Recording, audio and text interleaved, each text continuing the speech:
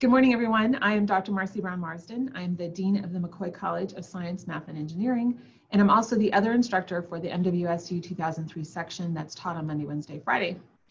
This week, you have an assignment to work in the library, and what I want to talk about today is an issue that has really hit hard in the STEM fields, but it's an issue that faces faculty and researchers who are doing work that is potentially publishable, and for students who are looking for work that has been published, to realize that not all literature out there has been published in quite the right way. So I want to talk about that a little bit. What I'm going to do is to share my screen with you and then have you take a look at some of the slides that I have.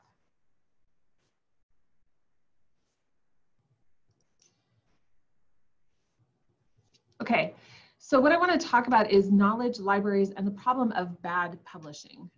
We think that everything that is written is probably good, and especially if you think that a professor has published something, we tend to think about it as something reputable. And I think that that for the most part is true, but there have been some cases where there are issues. And to talk about this issue, I really need to kind of go back a little bit and talk about libraries in general. You'll learn a lot more about Moffitt Library, but I want to talk a little bit about some libraries in general. What we know about libraries is a very long history, going back to the classical period, and some of the readings you're going to have from Aristotle and Plato will have been deposited or would have been available to scholars of the time in their libraries, and to be able to study and to learn and to develop the body of work that they started. So there are classical libraries. In the medieval and Renaissance period, there were many religious libraries that housed particularly important works that were had issues with doctrine or teaching about what the church believed in a particular issue or something like that. And they were maintained by the church for the scholarly work of the church. In the Enlightenment, as you see the opening up of a lot of different disciplines, STEM is one of those disciplines that opened up a lot. And in that Enlightenment period, you see a lot greater accessibility of knowledge and a growth in the number of volumes published and the number of people able to get access to those volumes to learn more about the work that was being published in those books or journals or whatever it might be. There are many private libraries that are held by organizations. There are societies that hold libraries that deposit the works of the people who are members of that organization or are lending those to the members of that organization. In most countries, there is a national library that is considered to be the archival library that takes all of the works that are published within all the different fields within that country and sees it as a national responsibility to correctly and accurately archive that work for the use of future generations, that we may learn from it, from the political to the historical to the scientific, to be able to have access to that knowledge. That philosophy extends then to our public libraries, where our public libraries have become places that we can all go, that are tax funded or mainly tax funded, and that we can go to be able to access some of the works that we might want to read. We can do our research, but it's also become more of a place like Moffitt Library, where the knowledge that's deposited in a library, in a public library, is not always strictly in physical form, that it's becoming more and more digital.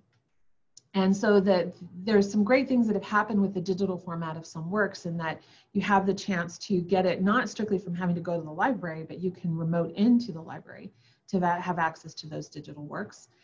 The overhead for some of those digital works is lower. So as you access music or movies digitally, you don't have to own the CDs or DVDs. You don't have to own the physical media. You can have access to the digital media. And this has revolutionized libraries and led to a digital revolution in libraries overall. So the image that you see on the screen, the one on the top is one of the classical libraries, the Library of Alexandria, which was destroyed in a fire, but is held up as the sort of the standard, one of the major human works of the past that was lost.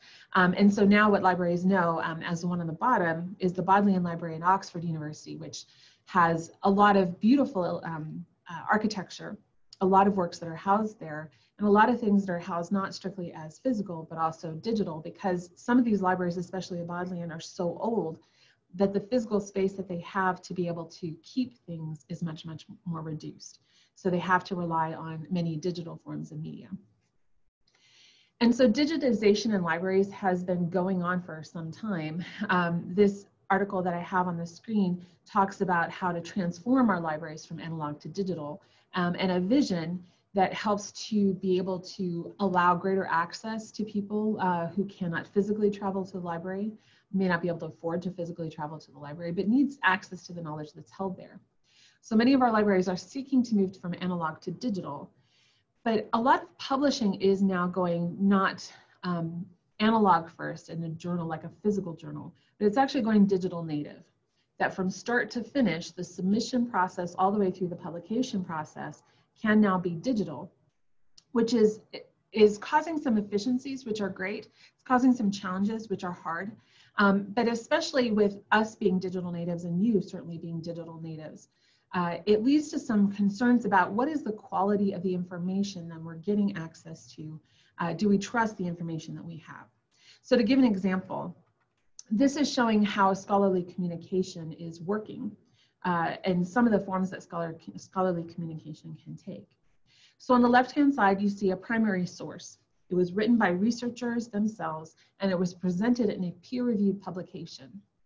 So the process of peer review means that other people had to look at this article and determine whether it was publishable, whether the authors adhered to the standards, in this case it's a scientific journal, adhered to the scientific standards that were expected of a scientific journal, and then whether the outcomes in fact met or were resonant with what they tried to do in the study. So this study was a comparison of different diets and weight loss and heart disease risk reduction.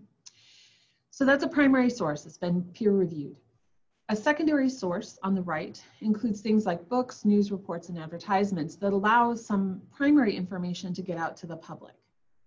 So for example, this one is using that same information that's published in the left-hand side article, but it's talking about more for a popular audience, the outcomes of that article. So what it means is that somebody who's reading this secondary source doesn't necessarily know about the peer review process. But if we're informed readers, we should probably ask to say, is this just somebody's opinion? Is this backed up by some research that they've conducted? Is this reputable? And has it really represented it correctly? Many times scientists see their scientific work that's been published in a primary source be adapted to a secondary source, but it's often been extrapolated, or the particular cautions have not been listed. Even the organism, a vaccine tested on an animal model is not necessarily going to be applicable all the time to a human model. It's why that the disease studies tend to go through very serious trials that go from an in vitro to an in vivo, but the in vivo being an animal model, and then in a human trial, which takes a lot of time. That's one of the things that we're seeing with the coronavirus vaccine. It's taking some time because they want to make sure they get it right. So to burst out with information in a secondary source that's presented from a primary source, but it doesn't quite tell the true story, is a problem. So that's just one of the issues. But what I want to talk about a little bit then are primary sources and digital media, how a primary source is published digitally. So let's take a look at this slide that shows the life cycle of scholarly communication. So we see several different stages. The green box on the left talks about the data collection, research, and analysis. So this is taken from a journal or a work that's primarily STEM related. It's what I do, so it's what I tend to fall back on as my examples. So there are data that they collect, there are scholarly journals that they consult, there are experiments they conduct, maybe simulations, it might be fieldwork. All of those are put together into authoring something.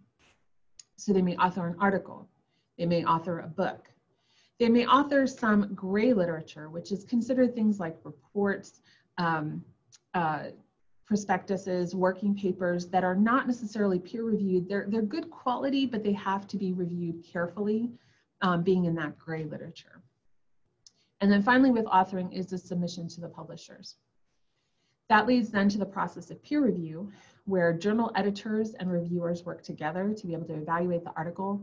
They may have to reach out to a subject expert. So if you're working on something like a plant, you need to be able to go and find a subject expert that can actually talk about whether what has been written is accurate and has been carefully done.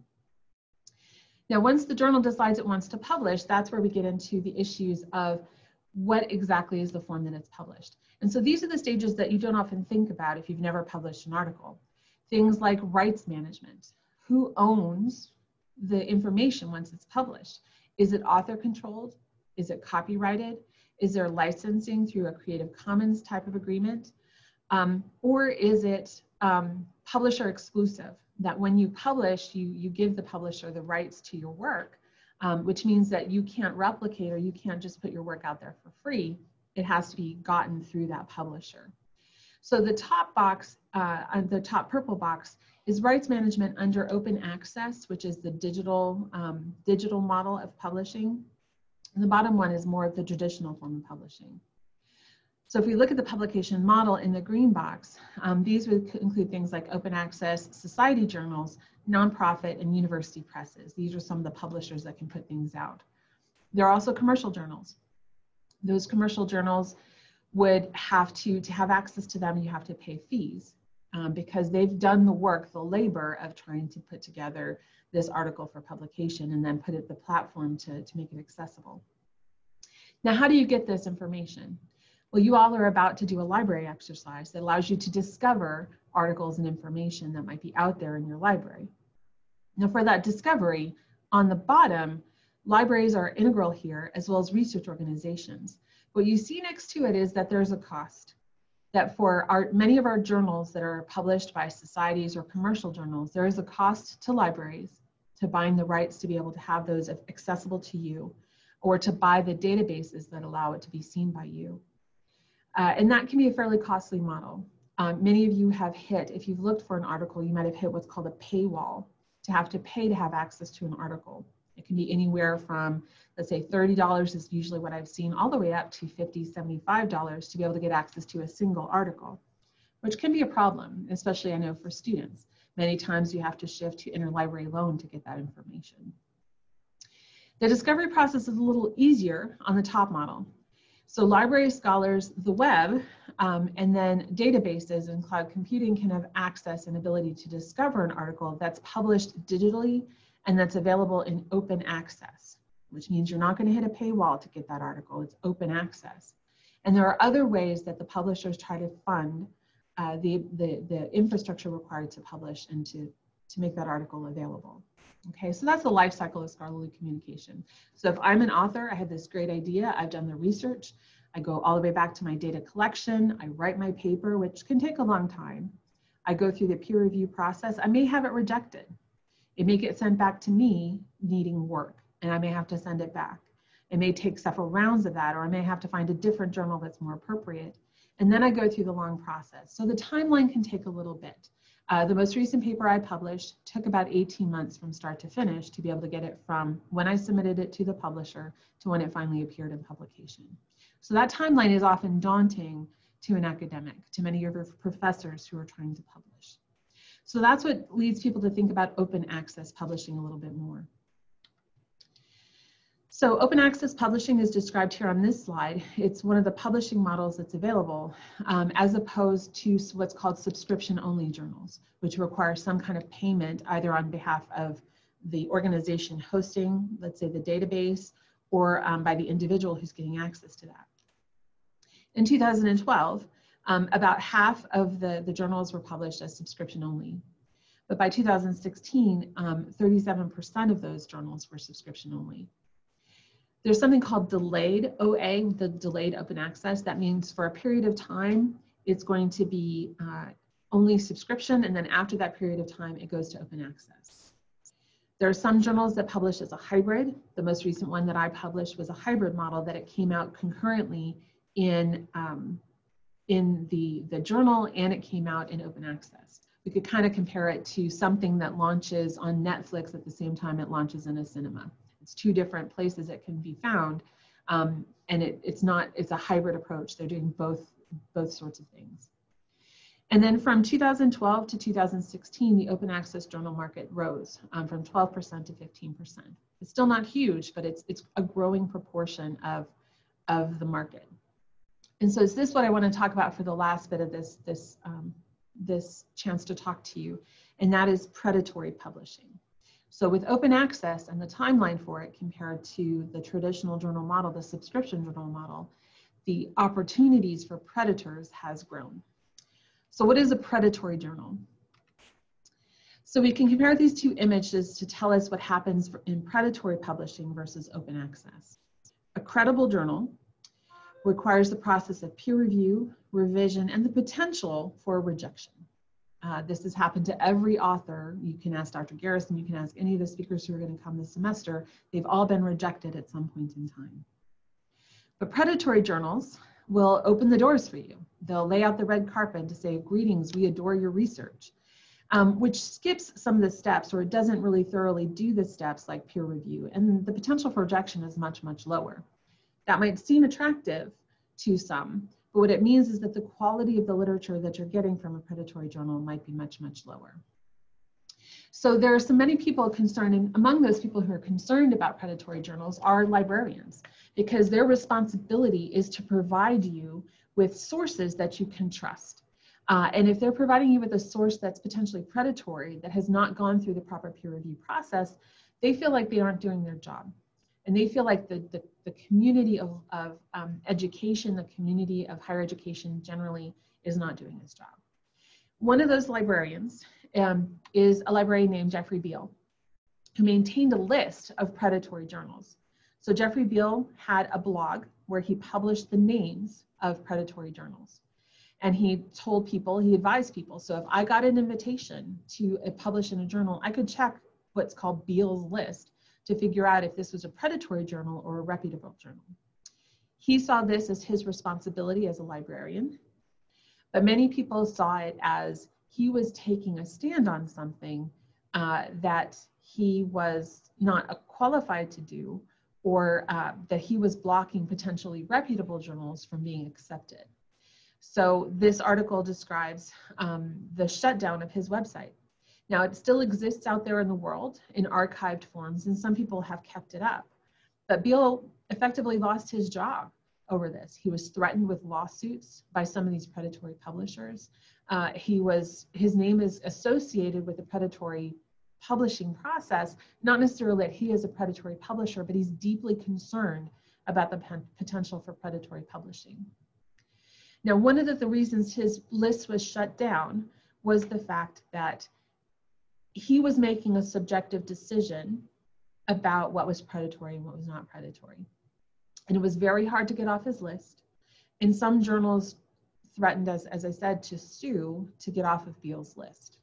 And so the identification of what is predatory became the question.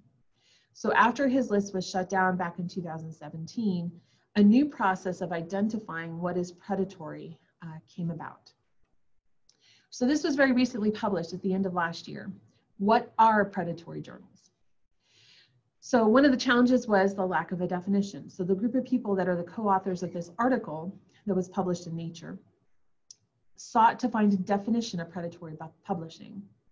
And so as it said in the subhead, it took 12 hours of discussion, 18 questions, and 3 rounds to reach a definition of what is predatory publishing. But here's their definition. They defined predatory journals as entities that prioritize self-interest at the expense of scholarship and are characterized by false or misleading information, deviation from best editorial and publication practices, a lack of transparency, and/or the use of aggressive and indiscriminate solicitation practices. So a predatory journal by this standard would not be reputable, would not be trustworthy, and any author seeking to publish would be well told to avoid any of these predatory publishers. So who are the predatory journals? This is the problem. We have a definition, but a common list is not necessarily present. So for example, this is from a study that looked at suspected predatory journals on the left and legitimate journals on the right. So there are 2 lists that have a list of predatory journals. One is Beal's list, which I've already talked about, that was shut down in 2017. And that has been succeeded by Cavell's predatory list that contains far more journals compared to the 1135 that was on Beal's list. Part of the reason is that the predatory literature has grown. It's a lucrative field to go into. And so there are more and more and more predatory journals out there. Legitimate journals on the right are those that are either Cabell's verified, which is a complement to predatory list by Cabell's, or the DOAJ, the Directory of Open Access Journals. The DOAJ is probably a very strong standard, and it has 1,100 legitimate, 11,000 legitimate journals that are listed on their list. So if you have a question, you can always go to the Directory of Open Access Journals and look for the journal. If they're listed there, then they're probably reputable.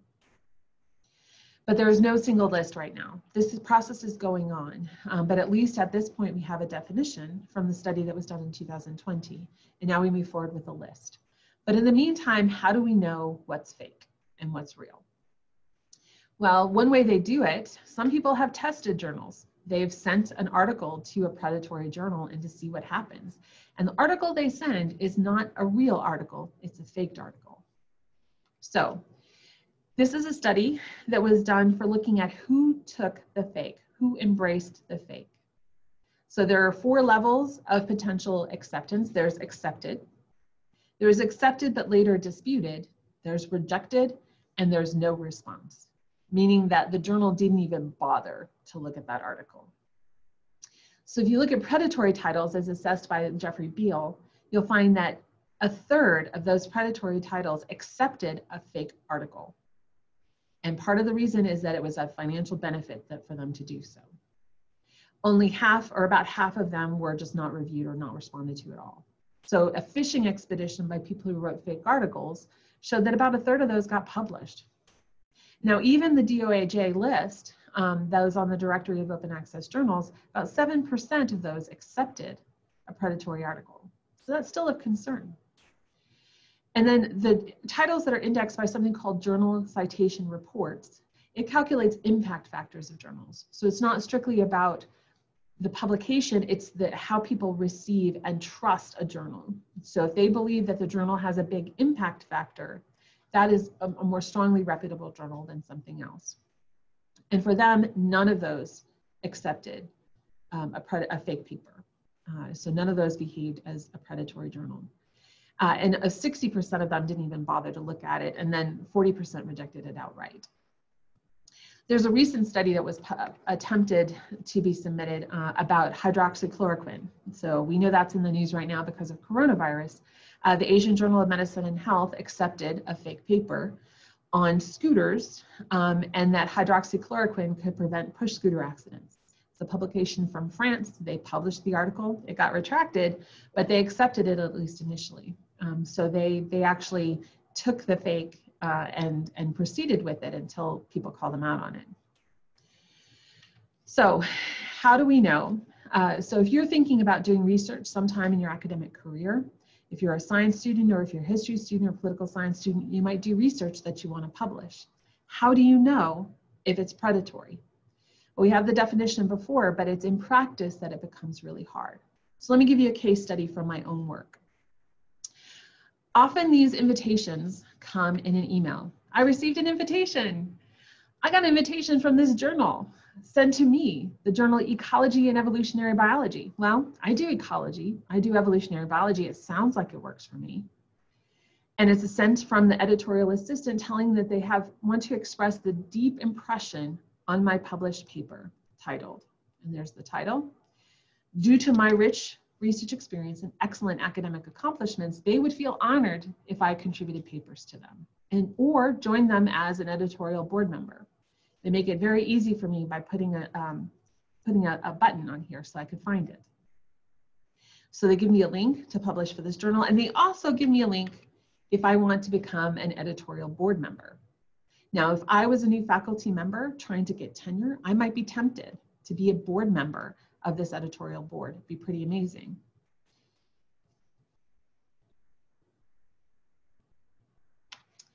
Here's the thing. For anybody who gets these invitations, I have had faculty fooled by this, and I have to tell them every time, you cannot do this. You have to think, you have to check, and submit. So this has been the effort now, is to redirect to say that faculty, students, researchers need to be educated on what is appropriate and what is not appropriate. So we have to think, we have to check, and we have to submit. So my invitation, let me first think. So I'll flash back to my invitation. I'm invited to publish in this journal. So let me think about it. I might have work that I want to publish. I might have tenure that I want to get. So if I'm thinking, am I submitting this research to a trusted journal? Is it the right journal for my work? It's hard to know if this is the right journal. So I have to think about it as a faculty member. But if I think about it a little bit, I might figure out that, you know, I've been approached before by the same publisher. So I think this isn't right because I've heard from them before. So they invited me again, but this journal was a social sciences journal. I'm not a social scientist. I'm a natural scientist. But I got invited to publish in a social sciences journal based on ecological research that I published. It looked a little fishy though, because if you look here, the top, the source, the emailer was an astronomy journal for a social sciences journal about ecological research. There's something that doesn't seem right about this. So I may want to think and look at that, think a little bit more. This doesn't seem right. So I'm going to stop and think. The next thing I can do is to check. So I can check if it's trusted. Do I or my colleagues know the journal? I might ask the person down the hall for me to see if they know that journal, if they trust it. Can I contact the publisher? When you're publishing an article, you really have to be able to contact and communicate with your publisher. Is the journal clear about the type of peer review it uses? Now, what's really interesting, if we flash back to the article and the invitation, what it tells me at the top is that it takes for paper publication 50 to 90 days. So in 3 months, I could have a paper published. That's pretty tempting because I took 18 months for my last paper I had to publish. That's a long time. So I might want to accelerate my path to publication. So is it clear what fees will be charged? Are the articles indexed? Do I recognize the editorial board? All kinds of questions I could ask to check. Okay, so let me just look at the journal. Let me look at their website. So here's their website. Ecology and Evolutionary Biology. Tells me some of the articles that they've published. It asks me to join as a lead guest editor to propose a special issue. It's not a great website. It's not terribly fancy, but we don't want to say, well, if you didn't get good web design, it's not a reputable journal, but it does send some flags your way. It's listed the editorial board, so I could look at who the editors are for that journal. One of the most important things I'd want to do is to check the cost. And so Science Publishing Group that publishes this journal, Ecology and Evolutionary Biology, is an open access journal, accessible for free on the internet. And as they say, it allows them to distribute knowledge more widely and at a lower cost than previously possible. But there's a catch. I have to pay to publish my article. And in fact, it's not a small amount. For me to publish my article, it will cost $770. So if I submit and it gets accepted, then I'm on the hook for $770. As a dean, I have rejected reimbursements for faculty who have paid this money out, but it's not a reputable journal. So if I have a faculty member who falls for this and puts the money out, they are out that money themselves. I will not pay for a journal to publish someone's article like this. Now, one place that really easy that we could look up this journal is just to check the publisher. And in fact, I can check the publisher just by looking at Wikipedia. I know we talk about how reputable Wikipedia is, but it told me a little bit that this publishing group is an open access publisher established in 2012. It doesn't have a very long reputation. It has an address in New York City, but is based in Pakistan. And the company has been criticized for predatory publishing practices. So this is giving me lots of red flags. I can also check the indexers. I can check the directory of open access journals. And when I did, it's not listed. This journal is not listed here. I can check the publisher, Open Access Scholarly Publishers Association, or OASPA. It's not listed. So all of these things I could check for this journal article are not showing up as reputable. So then the question is, should I submit? Probably not. Only if I can say yes to being confident that the journal has a suitable profile, that it's the right journal for my research, that it'll be indexed and archived in a way that's easily discoverable, and that I should get an expected, or should expect a professional publication experience. Then I should submit my article. But I didn't fall for this predatory journal, because as it said, I should have known from the start, credible journals require you to go over hurdles. Predatory journals will put out the red carpet. So I say this to you just to show you the valuable role that libraries have played in identifying predatory journals, but also the role that you have as consumers of information, as researchers, to make sure you're getting the right information. So I'll stop here. If you have questions, please pass them on to Dr. Garrison and he can pass them on to me. I look forward to meeting you guys at some future time, but thank you guys very much for listening to my talk.